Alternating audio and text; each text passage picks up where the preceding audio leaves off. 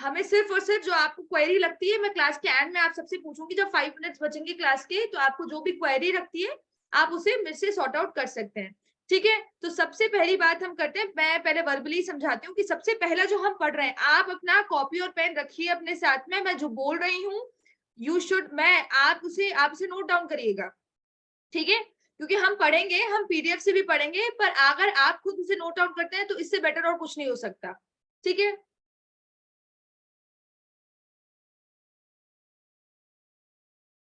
ठीक है, सबसे पहले मैंने बताया था आपको कि हम पढ़ेंगे सेट थ्योरी, कि सेट थ्योरी पढ़ेंगे, हमारी पहली जो सबसे सिंपलर यूनिट है, और मैं बहुत बढ़िया, बहुत इंटरेस्टिंग वे में पढ़ेंगे, बहुत अच्छे से पढ़ेंगे अपन। तो मैं चाहती हूँ कि ज्यादा से ज्यादा मेंबर मेरे साथ एनरोल करें, क्योंकि मेरा काम सिर्फ पढ़ाना नहीं, समझाना भी है। अगर आपको कुछ समझ नहीं आता है तो I am there for you. Okay, तो सबसे पहला जो हमारा चैप्टर है वो है सेट थ्योरी। अब यार ये सेट थ्योरी क्या होता है? तो सेट थ्योरी जो होता है मैं समझाऊंगी, इसके अंदर मुझे हमें क्या क्या पढ़ना है मैं आपको बता देती हूँ। सेट थ्योरी में हमने पढ़ना है, सेट्स पढ़ना है। सेट थ्योरी में हमें सेट क्या होता है, फिर उसके बाद सबसेट्स क्या होते हैं, फिर उसके बाद इक्वल सेट किसे कहा जाता है, देन नल सेट क्या होता है, उसके बाद यूनिवर्सल सेट क्या होता है, फाइनाइट सेट क्या होता है, ओपन एंड क्लोज सेट क्या होता है। सबसे पहले हम इतना सा पढ़ेंगे। हालांकि इस यूनिट में union, intersection, difference and complements, ये सारे सेट के ऑपरेशन होते हैं, ये भी है। पर हम सबसे पहले बात करेंगे कि भाई सेट क्या होता है, भाई सबसेट किसे कहते हैं, ये फाइनाइट, ये इनफाइनाइट सेट क्या होते हैं, नल सेट किसे कहते हैं, यूनिवर्सल सेट किसे कहते हैं। तो ये बहुत इंपॉर्टेंट है, क्योंकि मैं चाहती थी मैं आपको बोर्ड पे पढ़ाऊं, पर बोर्ड का थोड़ा सा प्रॉब्लम रह गया है। तो कोशिश करिएगा कि मैं बोल रही हूँ जो आप उसे नोट करते जाए। तो मैं एक बार फिर से रिपीट करती हूँ, हम सबसे पहले जो पढ़ रहे हैं वो सेट, आप ऊपर सेट थ्योरी लिख दीजिए, मैंने भी यहाँ लिख रखा है सेट थ्योरी। ये थोड़ा विजिबल कम है, इसलिए मैं आपको विजिबल थोड़ा कम होगा, इसलिए मैं इसमें नहीं पढ़ा रही हूँ, अभी कम विजिबल है इसलिए नहीं पढ़ा रही। बाकी मैं वर्बली बोल रही हूँ, और हम पीडीएफ पे भी बात करेंगे अपन। ठीक है, तो हम इसको एक कहानी की तरह लेके चलते हैं, इस चैप्टर को एक स्टोरी की तरह लेके चलते हैं कि क्या हुआ था, कि ये सेट क्या होता है। आप जो सेट क्या होता है, it is simply a group of numbers जो कि साथ में आ गए हैं। अ ग्रुप ऑफ नंबर जो कि साथ में आ गए, तो उसको पूरे को एक सेट कहा जाता है। बहुत सिंपल सा एग्जांपल मैंने पहले भी आपको बताया था, वो एग्जांपल क्या था कि एक बैग के अंदर जब हम मैथ्स की, फिजिक्स की, केमिस्ट्री की या आपके सारे सब्जेक्ट्स की बुक्स डालते हैं, तो वो पूरे बैग को क्या कहा जाता है, सेट। मतलब सेट के अंदर इतने सारे जो बुक्स हैं वो रख दी अपन ने, और उस पूरे बैग को क्या कहा गया, सेट। जैसे कि आपकी क्लास है पीजीडीसीए, है ना, इस क्लास में 40 स्टूडेंट्स हैं, तो ये 40 स्टूडेंट का जो ये पूरा ग्रुप है इसको कहा जाएगा सेट। तो ये बहुत सिंपल सा एग्जांपल था। ठीक है, तो सेट थ्योरी, सबसे पहली बात करके सेट थ्योरी किसने लिखी थी। Set theory was first written by George Cantor. George Cantor करके एक थे साइंटिस्ट, उन्होंने ये सेट थ्योरी का इन्वेंशन किया था। कौन थे, जॉर्ज कैंटूर। ठीक है, नेक्स्ट हम बात करते हैं कि सेट को क्या कहा जाता है। आप सेट की डेफिनेशन नोट डाउन कर दीजिए। सॉरी, आज की बात है केवल कि मैं इस बोर्ड पे नहीं पढ़ा रही हूँ, कल मैं इस बोर्ड पे अच्छे से आपको एक्सप्लेन करूंगी। आज हम सिंपलर टॉपिक ही पढ़ेंगे, कुछ हार्ड नहीं है। आप लिखिए कि सेट क्या होता है। It is a well defined collection of distinct objects. मतलब क्या होता है कि डिस्टिंक्ट का मतलब क्या होता है, अलग अलग ऑब्जेक्ट्स। मतलब वेल डिफाइंड का मतलब दो इंपॉर्टेंट है हमारे पास लाइन, दो हमारे पास लाइन इंपॉर्टेंट है। देखिए मैं कोशिश करती हूँ अगर ये हो पाता है तो। एक है हमारे पास लाइन लिखा हुआ वेल डिफाइंड, सॉरी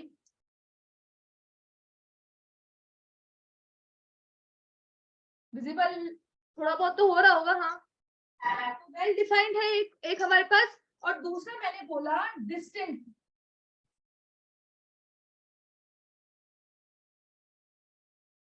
तो क्या बोला कि it is a well defined, it is a well defined collection of distinct object. मतलब क्या होता है कि,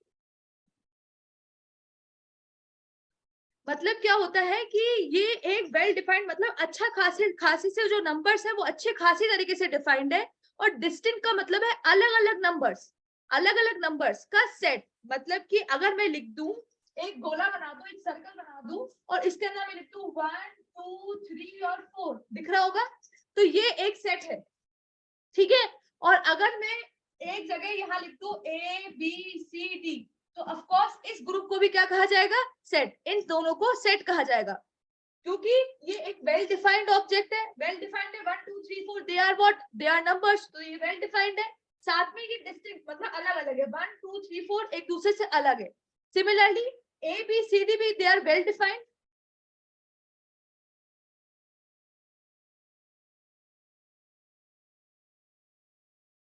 A B C D they are also well defined and they are A B C D सब अलग अलग है, they are distinct। तो समझ में आ गया, ये इसे एक सेट कहा जाएगा, इसे एक सेट कहा जाएगा। क्यों? क्योंकि हमने सेट की डेफिनेशन पढ़ी कि set is a collection of well defined objects with well defined distinct objects. ठीक है, तो वापस बोलती हूँ, सेट जो था, सबसे पहली जो थ्योरी थी वो जॉर्ज कैंटूर करके थे, उन्होंने दी थी। देन सेट क्या होता है, it is a well defined collection of distinct objects, या हम बोल सकते हैं the arrangement of the object, it is the well defined collection of distinct object, मतलब अलग अलग ऑब्जेक्ट का। अब मैं आपको दूसरी पॉइंट बताती हूँ कि चलो ठीक है भाई ये हो गया। अब मैंने अगर ये लिख दिया इसमें कि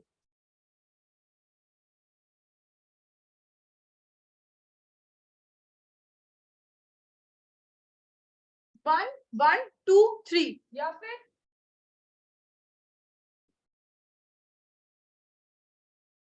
A B B D, अब क्या ये सेट होगा? पहला पॉइंट था कि इट इज वेल डिफाइंड। पहला पॉइंट हमने क्या बोला था, टोटल 21 पार्टिसिपेंट्स हैं। आई एम वेरी हैप्पी कि आप इतने 21 स्टूडेंट्स आए, और मैं चाहती हूँ कल भी इतने ही आए और आगे भी इतने आए, अपन और बेटर बेटर करते जाएंगे। ठीक है, नेक्स्ट हमने क्या, मैंने क्या बोला कि वेल डिफाइंड, तो ठीक है 1 2 3 they are well defined, but distinct शब्द भी आया था। डिस्टिंक्ट का मतलब अलग अलग, अलग अलग तो नहीं है। 1 1 इस सेट में 1 और 1 सेम है, कॉमन है, दे आर इक्वल, तो this is not a set, ये सेट नहीं होगा, this is not a set. समझ में आ गया? नेक्स्ट बात करते हैं A B B D, this is also well defined, but this is not a set because B repeat हो रहा है, B डिस्टिंक्ट नहीं है। ग्रुप के अंदर सारे मेंबर्स अलग अलग होने चाहिए, जैसे कि आपका जो ग्रुप है PGDCA का, उसमें सारे जो लोग हैं, जरूरी नहीं है कि आप अपना वीडियो ऑन करें, आप ऑफ कर सकते हैं। अब मैंने म्यूट तो सबको कर ही रखा है, मैं क्लास की लास्ट जो 5 मिनट्स बचेंगे उसमें अनम्यूट करके आपको जो क्वेश्चन मुझसे क्वेरीज पूछनी है you can ask me.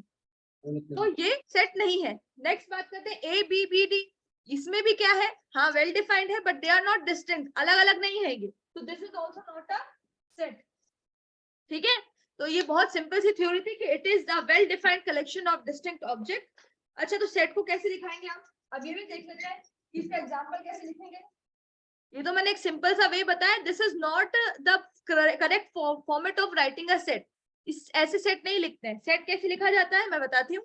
Set लिखा जाता है जैसे कि सेट को हमेशा कर्ली ब्रैकेट से लिखा जाता है, ये बना दिए कर्ली ब्रैकेट्स।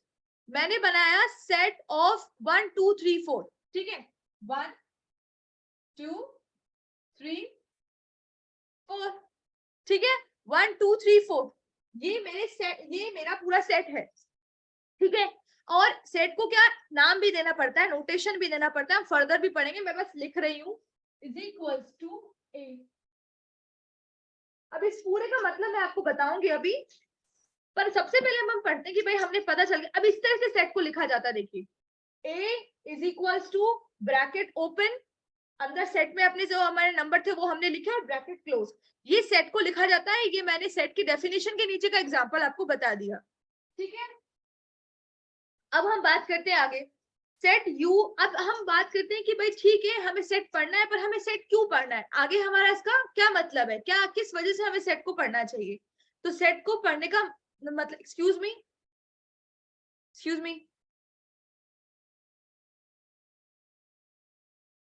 हेलो,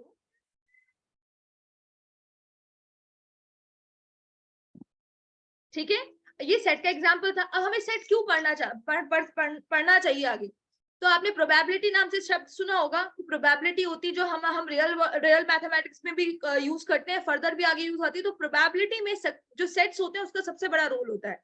प्रोबेबिलिटी में सेट का सबसे बड़ा सबसे बड़ा रोल होता है। तो सेट जो होता है सबसे ज्यादा यूज होता है प्रोबेबिलिटी में। तो मैंने बताया आपको कि सेट को सबसे पहली जो थ्योरी दी थी वो जॉर्ज कैंटू ने दी थी। सेट क्या होता है? It is a well defined collection of distinct object. For example मैंने बता दिया आपको। नेक्स्ट मैंने बताया कि सेट जो होता है वो हम बोलते हैं कि यूज होता है प्रोबेबिलिटी में। सेट को क्यों यूज किया जाता है? प्रोबेबिलिटी के लिए यूज किया जाता है। अब मैं बोल रही हूँ कि अच्छा ठीक है, ये सेट हो गया। अब मैंने बोला कि सेट में क्या होता है? अरेंजमेंट्स इंपॉर्टेंट नहीं होते हैं। अच्छा, सबसे पहले मैं इसका नोटेशन बता देती हूँ, है ना। तो सेट को ऐसे लिखा जाता है ना। इनको बोला जाता है एलिमेंट्स या फिर ऑब्जेक्ट्स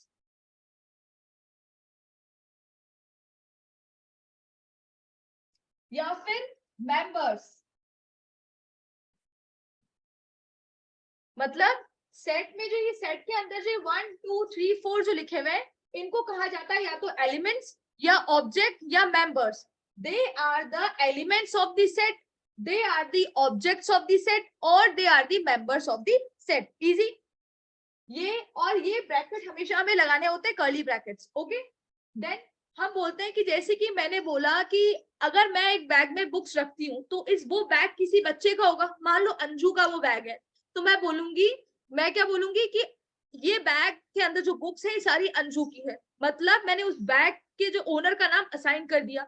वैसे ही सेट के लिए भी हमें सेट का कोई नाम या सेट का कोई ओनर असाइन करना पड़ता है।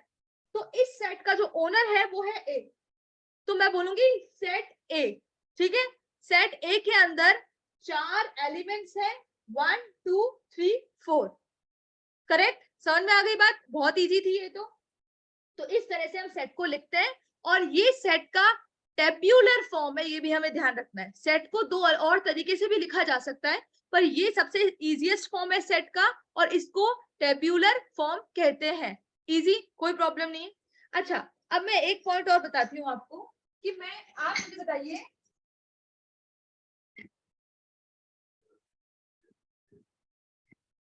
ठीक है। अब मैं आपको एक पॉइंट बताती हूँ कि जैसे कि मैंने लिखा a इज इक्वल्स टू 1 2 3, ठीक है।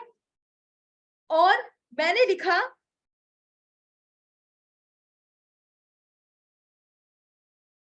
सॉरी, मैंने इसको असाइन नहीं किया, मैंने एक सेट लिखा। अच्छा, b इज इक्वल्स टू 1 3 2, ये लिखा। a is equals to 1 2 3 and b equals to 1 3 2। Both are same set.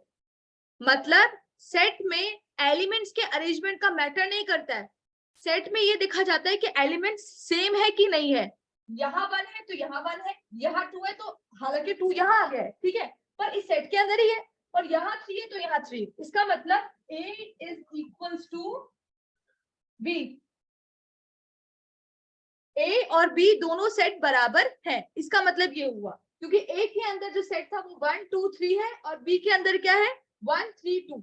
दोनों के अंदर सेट जो नंबर्स हैं, जो एलिमेंट्स है, वो आइडेंटिकल है।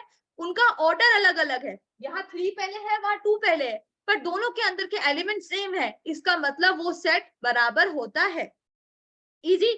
ये सारी बातें आपको नोट करनी है, क्योंकि मैं किसी पीडीएफ के फॉर्मेट में आपको ये सारी चीजें एक्सप्लेन नहीं कर सकती इतने अच्छे से जितने अच्छे से मैं इस बोर्ड पे कर पा रही हूँ। तो इट्स बेटर फॉर यू कि आप जितना अच्छा होगा मेरे लिए भी और आपके लिए भी कि आप पेन और पेपर लेके बैठे और फटाफट फटाफट छोटी मोटी चीजें नोट करते जाए। क्योंकि क्या होगा, एक सेशन हम थ्योरी रखेंगे, एक सेशन हम क्वेश्चंस रखेंगे, तो इससे इंटरेस्ट और बढ़ता जाएगा। ठीक है, तो ये बहुत ईजी था, समझ में आ गया हमको। नेक्स्ट हम बात करते हैं, अब मैं आपको बताती हूँ कुछ ऐसे साइंस जिसके हेल्प से आप नोट कर पाएंगे। जैसे कि साइंस क्या होता है ये समझ में आ गया होगा, इस बहुत इजी है। सेट को कैसे रिप्रेजेंट किया जाता है, सेट को कर्ली ब्रैकेट्स के अंदर रिप्रेजेंट किया जाता है। एक एलिमेंट से दो एलिमेंट के बीच में कॉमा लगता है, ठीक है, और a इक्वल्स टू का साइन लगा के ये लिखा जाता है। और ये इसका मतलब, इस पूरे का मतलब क्या होता है? इस पूरे का मतलब होता है कि a is the A set है इसका, मतलब इसको बोला जाता है ए सेट, क्योंकि हमने ए इसका नाम असाइन कर रखा है। ठीक है, बच्चे अब तक ज्वाइन हो रहे हैं। इट्स 11:30। अभी तक बच्चे ज्वाइन हो रहे हैं। क्लास कब चालू हुई थी मैडम? क्लास अपनी 11 o'clock अपन स्टार्ट करेंगे, ठीक है। मैं तो कब से बैठी थी, फिर उसके बाद धीरे धीरे आप लोग आना स्टार्ट हुए, तो इट्स बेटर कि 11 o'clock है तो 11:05 तक हम वेट करें, फटाफट से क्लास स्टार्ट कर दे फिर,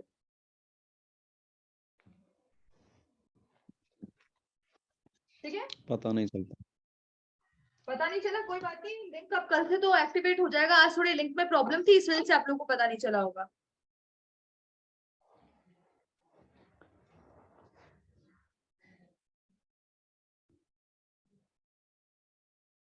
ठीक है, नेक्स्ट आपको मैं थोड़े बहुत पॉइंट्स बताती हूँ, थोड़ी बहुत आपको देखिए, जिसकी भी आवाज आ रही है आपसे रिक्वेस्ट है कि आप अपना माइक ऑफ कर दें, क्योंकि आप डिस्टर्ब करेंगे तो फिर हम भी डिस्टर्ब होंगे। अपना माइक ऑफ कर दीजिए आप, क्योंकि आ रही है मुझे आवाज। एक साइड मैंने बनाया है, सबको विजिबल होगा। एक साइड में बना रही हूँ ये वी को कट करके, एक साइड है उल्टा ई, एक है, अभी मुझे साउंड आ रहा है, आपसे रिक्वेस्ट है, मैंने म्यूट ऑल तो कर दिया, पर आप सबसे रिक्वेस्ट है, अगर कोई किसी का भी माइक ऑन है आप माइक ऑफ कर दीजिए, क्योंकि ये डिस्टर्ब कर रहा है क्लास को।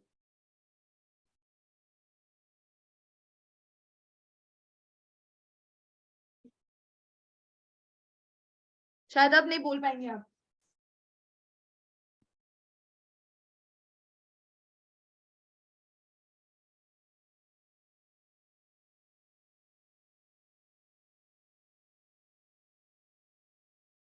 ठीक है, ये चार मैंने आपको एक बनाया है, एक तो मैंने इस तरह का सी बना के इसमें डाला है, एक मैंने बी उल्टा बना के, मतलब ए उल्टा एक तरह से, एक मैंने ई उल्टा बनाया है। इसको तो पहचानते होंगे, ये कोलन है, ठीक है। क्या बोला जाता है इनको? अगर कहीं ये आपको दिखता है, देखिए ये नोट करने की बात है ना, ये कहीं मिलेगा नहीं आपको बुक्स के अलावा, जिसमें भी इतनी मोटी बुक को आपको छाना पड़ेगा, तो मैं कंटेंट को कम करके आपके पास ला रही हूँ। मैं अपनी थोड़ी सी मेहनत करूँ, तो इट्स बेटर कि आप भी उतना ही करेंगे तो ज्यादा मजा आएगा, ठीक है। इसको बोलते हैं,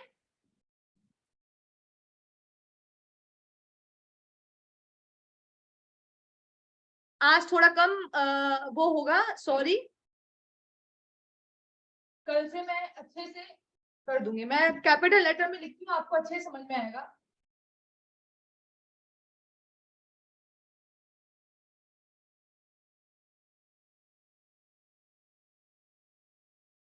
बिलोंग्स टू क्या होता है? इसको बोलते हैं बिलोंग्स टू, इसको बोलते हैं बिलोंग्स टू। नेक्स्ट इसको बोलते हैं फॉर ऑल, इसको बोलते हैं फॉर ऑल, इसको बोलते हैं बिलोंग्स टू, इसको बोलते हैं फॉर ऑल, ठीक है। इसको बोलते हैं देयर एग्जिस्ट, आप नोट करेंगे तो बेटर होगा। इसको बोलते हैं सच दैट, मैं रिपीट कर देती हूँ, ये इसको बोलते हैं हम बिलोंग्स टू, इसको कहा गया है फॉर ऑल, इसे कहा गया है देयर एग्जिस्ट, इसको कहा गया है जो इसको या तो इस मतलब स्ट्रेट लाइन से भी रिप्रेजेंट करते हैं और कोलन से भी रिप्रेजेंट करते हैं, लिखा जाता है सच दैट, सच दैट, ठीक है। नेक्स्ट हम बोलते हैं, ये तो आप जानते हैं सबसे कॉमन, कॉमा, इसको बोला जाता है एंड। तो 2 मिनट है, फटाफट से नोट कर लीजिए इसको।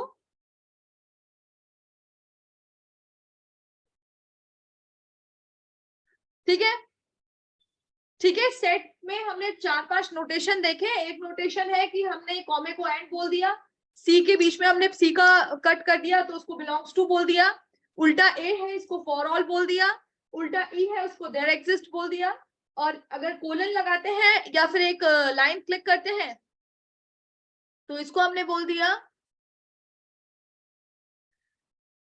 इसको हमने बोल दिया सच दैट, ठीक है। तो इट्स ठीक है। अब हम बात करते हैं कि मैंने अभी तक आपको क्या बताया, मैंने आपको सेट की डेफिनेशन बताई, सेट को कैसे रिप्रेजेंट किया जाता है मैंने आपको वो बताया, दूसरा पॉइंट।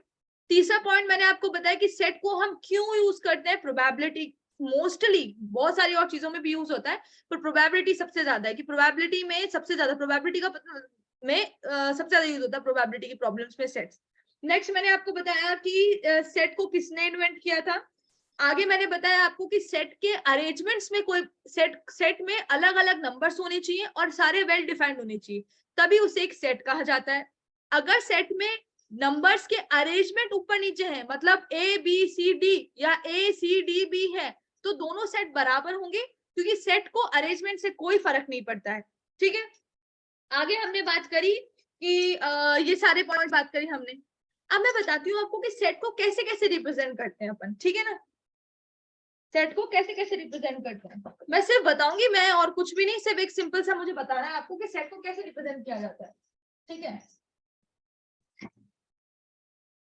क्योंकि क्या होता है कि हम फर्दर मान लीजिए मैंने आपको बता दी कि सेट ए इक्वल्स टू 1 2 3 4 होता है, तो मान लीजिए बाद में ऐसा हुआ कि ऐसा आ गया कि सॉरी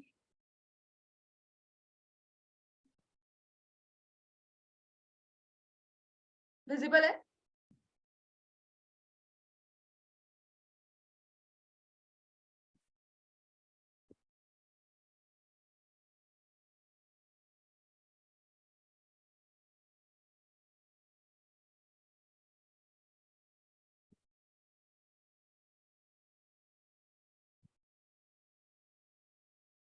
ये सबसे सिंपल फॉर्म होता है जिसमें सेट को रिप्रेजेंट किया जाता है। This is the simplest form जिसमें सेट को रिप्रेजेंट किया जाता है, जिसको टेबुलर फॉर्म कहते हैं। A is equals to bracket open 1 2 3 4 then bracket close. This is the simplest form जिसमें सेट को रिप्रेजेंट किया जाता है। नेक्स्ट जो बात आती है, सेकंड जो हमारा आता है वो क्या आता है,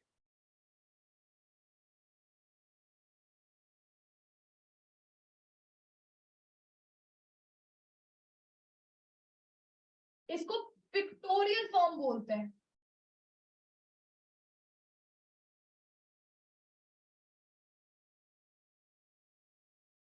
जिसमें सेट को रिप्रेजेंट किया जाता है, इसको कौन सा फॉर्म बोलते हैं, इसको पिक्टोरियल फॉर्म बोलते हैं। ठीक है, इसको क्या बोलते हैं, पिक्टोरियल फॉर्म बोलते हैं। इसमें क्या पिक्चर में दिखाई दे रहा है ना कि भाई सेट, और यहाँ लिख देते हैं ऊपर ए बराबर, इस तरह से पिक्टोरियल फॉर्म में ये रिप्रेजेंटेशन होता है। ये टेबल टेबुलर फॉर्म बोलते हैं इसको, इसको पिक्टोरियल फॉर्म बोलते हैं। जो थर्ड होता है वो थोड़ा सा डिफिकल्ट होता है, क्या होता है वो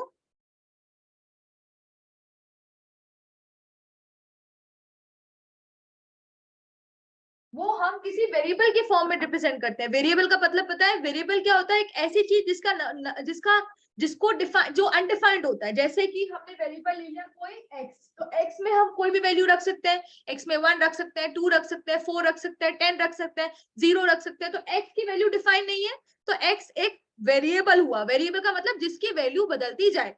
ठीक है, तो क्या होता है, तीसरा जो फॉर्म होता है सेट को डिफाइन करने का, वो होता है किसी वेरिएबल के फॉर्म में सेट को डिफाइन करना। जैसे कि a इज इक्वल्स टू, यहां हम कोलन वगैरह का इस्तेमाल करते हैं, x, ठीक है, सच दैट, ठीक है, x belongs to natural number, ठीक है, and comma x lies between 1 to 4। ये एक फॉर्म होती है। दिस इज आपको मेनली क्वेश्चन जो हम फर्दर अगर अच्छे लेवल पे जाते हैं, हार्डर लेवल के क्वेश्चंस होते हैं, तो उसमें आपको x जो आपको सेट डिफाइंड होगा, वो सेट इस तरह से डिफाइंड होगा, a equals to bracket open x is an variable such that x belongs to n। n क्या होता है, n is the natural number, x belongs to n मतलब n natural number, and x has the range from 1 to 4। ये x, ये equals to का sign समझ में आता होगा, 1 से लेके 4। तो ये क्या लिखा है, x एक नेचुरल नंबर है और x की वैल्यू 1 से 4 तक है। अगर मैं ये इक्वल टू का साइन हटा दूंगी ना दोनों से, अगर मैंने यहाँ इक्वल टू का साइन लगा रखा है, दिख रहा होगा पेट, या इक्वल टू का साइन दिख रहा होगा ना। इक्वल टू का साइन मतलब है 1 2 3 4, चारों चीजें आ गई।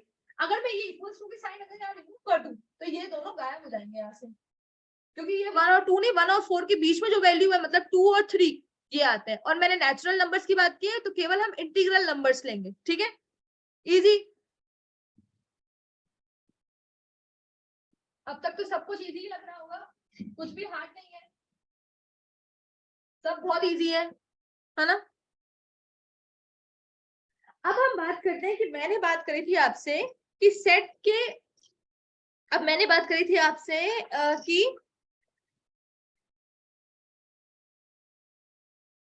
सेट के बाद हम बात करेंगे सबसेट्स की, कि आखिरकार ये सबसेट क्या होता है। सेट के बाद हम किसकी बात करेंगे, सबसेट की, कि आखिर ये सबसेट क्या होता है। तो सबसे पहले हम एक सेट लिखते हैं, सेट लिखा हमने ए। अच्छा सबसे पहले रुकिए, सबसेट से पहले हम बहुत सारे टाइप्स ऑफ सेट पता कर लेते हैं कि फाइनाइट सेट क्या होता है, इनफाइनाइट सेट क्या होता है, तो उससे आप और फर्दर अच्छे से समझ पाएंगे कि क्या बात हो रही है, ठीक है ना। पहले बेटर है कि हम उसे समझने जाए कि भाई फाइनाइट सेट किसे कहते हैं, इनफाइनाइट सेट किसे कहते हैं, ये ज्यादा समझना ज्यादा जरूरी है, ठीक है। तो सबसे पहले मैं बात करती हूँ,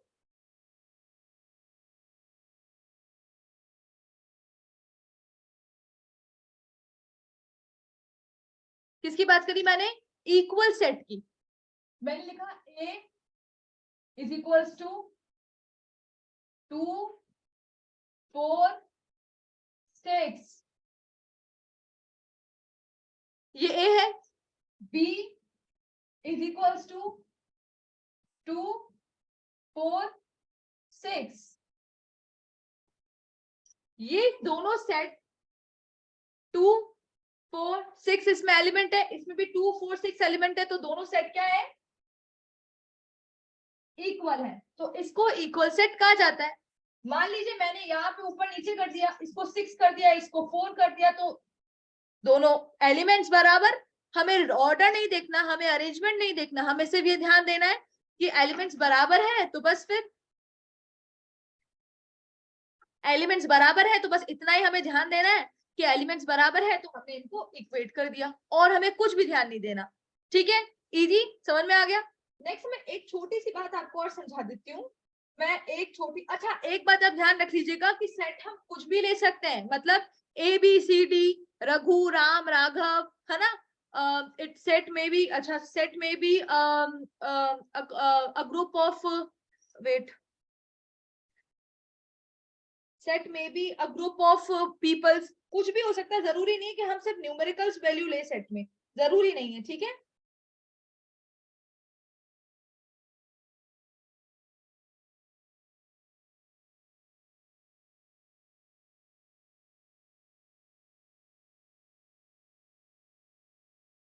ठीक है, जैसे कि एक बात और बता देती हूँ मैं आपको, कि जैसे मैंने लिखा कि सेट को बोला odd natural number less than 10।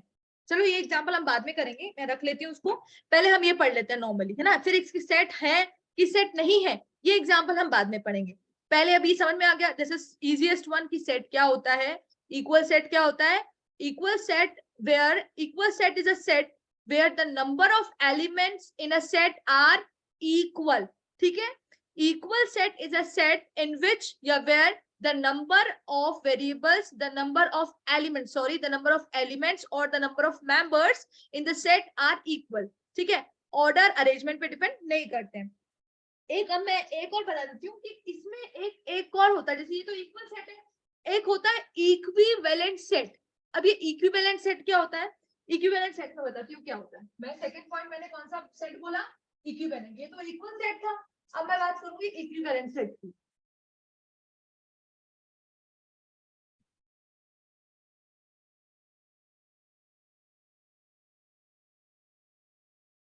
Equivalent set, अब देखिए इक्विवेलेंट सेट में सबसे पहले हमें एक छोटी सी चीज समझनी पड़ेगी।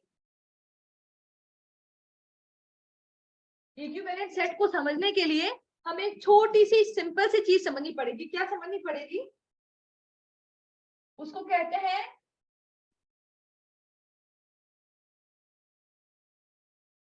Cardinal number. क्या कहा जाता है, कार्डिनल नंबर, या फिर कहा जाता है order of a set.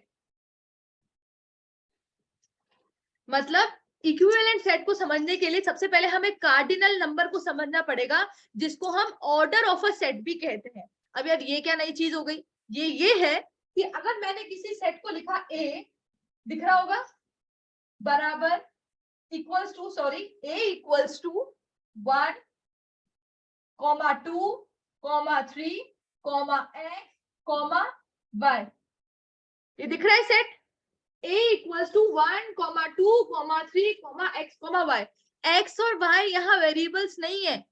x और y को मैंने यहाँ पे एक एलिमेंट के फॉर्म में लिखा है, ठीक है, ये एक टेबुलर फॉर्म है, और x और y को मैंने एक एलिमेंट के फॉर्म में लिखा है, ठीक है। मैंने लिखा a equals to 1, 2, 3, 4 x, y। तो कार्डिनल नंबर या ऑर्डर ऑफ नंबर क्या होता है? Number of elements in the set, number of elements in the set. तो कार्डिनल नंबर और order of the set is the number of elements present in the set.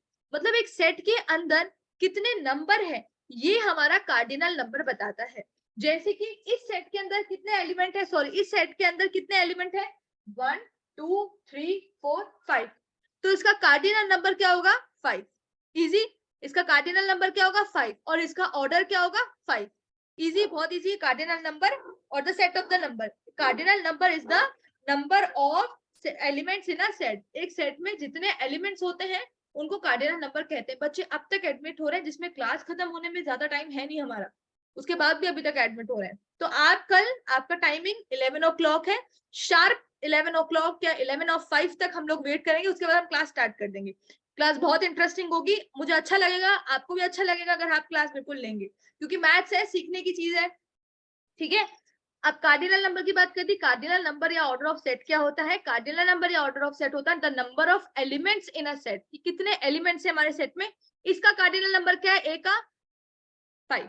अब equivalent set क्या होता है? ठीक है, ये तो हमने पढ़ लिया। अब हमने ये क्यों पढ़ा कार्डिनल नंबर? इक्विवेलेंट सेट के लिए। और एक बात और, इसको रिप्रेजेंट कैसे करते हैं? कार्डिनल नंबर को इस तरह से रिप्रेजेंट करते हैं, एन ए से इसको रिप्रेजेंट करते हैं, और इज इक्वल्स टू 5। तो कार्डिनल नंबर को हम इस तरह से रिप्रेजेंट करते हैं। आया समझ में? कार्डिनल नंबर को हम इस तरह से रिप्रेजेंट करते हैं, n A is equals to 5।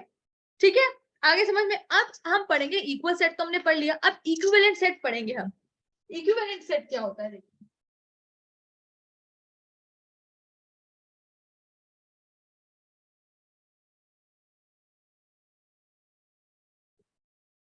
ठीक है,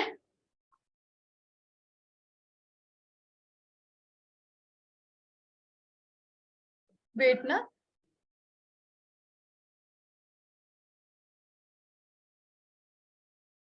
अच्छा थोड़ा स्लो बोलूं क्या? मैं तो बहुत स्लो बोलती हूँ। Okay fine. हमने अब तक क्या पढ़ा था? हमने पढ़ा था कि सेट क्या होता है, उसके बाद हमने पढ़ा कि भाई सेट को कहाँ यूज करते हैं, उसके बाद हमने पढ़ा कि सेट का अरेंजमेंट जो होता है वो मैटर नहीं करता। अगर दो सेट में सेम एलिमेंट है तो उसको क्या कहा जाएगा? वो इक्वल सेट के नाम पे होंगे, ठीक है। फिर मैंने सेट के थोड़े फॉर्म्स बताए आपको, बिलोंग्स टू किसको कहते हैं, सच दैट कैसे लिखा जाता है, कॉमा कैसे लिखा जाता है, ये सारी बात हमने की। उसके बाद हमने क्या बात करी? सबसे पहला जो हमने डिफरेंस पहले, उसके बाद हमने बोला कि भाई जो ये फॉर्म लिखी है ये टेबुलर फॉर्म होती है। और सेकंड, ठीक है, और सेकंड जो होती है ना, सेकंड जो होती है, पहले तो ये टेबुलर फॉर्म होती है, सेकंड मैंने बताया था पिक्टोरियल फॉर्म होती है जिसमें पिक्चर्स में दिखता है। और थर्ड जो हमारी फॉर्म होती है वो कौन सी होती है अपनी? Third form. थर्ड फॉर्म होती है हमारी जिसको वेरिएबल्स की फॉर्म में लिखा जाता है, जो हम फर्दर आगे क्वेश्चंस में देखेंगे, ठीक है, क्योंकि इतना इजी क्वेश्चन तो आने वाला नहीं है, नो डाउट, है ना। कुछ हार्ड ही आएगा तो वो वेरिएबल्स की फॉर्म में होगा, पर स्टार्टिंग हम बेस हमारा स्ट्रॉन्ग बनाते हुए चलते हैं। अब हमने बात करी कि भाई अब हमारा पॉइंट था, पहला पॉइंट बोला, पहला एग्जांपल, पहला जो अपन ने टाइप बोला वो बोला इक्वल सेट। इक्वल सेट में the number of elements are same in both the set. ऐसे सेट जिनमें एलिमेंट्स चाहे वो ऑर्डर कोई भी हो, नंबर सेम हो ना, तो वो क्या